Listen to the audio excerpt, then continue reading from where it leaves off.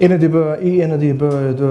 de bøger, som du har skrevet, der snakker lidt om, at de der er bedst, de starter ofte tidligt med at træne, og er meget fokuseret fra en tidlig alder. Ja, det synes det at være. For eksempel var jeg for nylig i Brasilien, som jo er gode til at spille fodbold. Hvorfor er de det? Jamen, vi tror, det har noget med samba at gøre, eller de har nogle specielle brasilianske gener. Men så regnede jeg ud, at en brasiliansk 13-årig dreng har på det tidspunkt i sit liv typisk haft 1 million flere boldberøringer end en dansk dreng. Fordi de spiller på gaden, de spiller i favelaen, de spiller hele tiden, de spiller mange timer om dagen, mens danske drenge sidder med deres computerspil. Og derfor så bliver de bedre, så det er ikke raketvidenskab. I Kenya er der en stamme, der producerer nogle af verdens bedste langdistanceløbere. Og der er ingen biler, og ingen busser, og ingen cykler. Så børnene, de løber til skole. Nogle gange 10 km til skole, 10 km tilbage igen.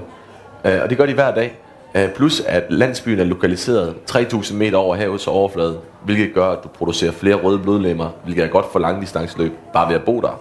Så reelt set træner de her børn til at blive verdens bedste langdistanceløber, uden at vide, det er det, de gør.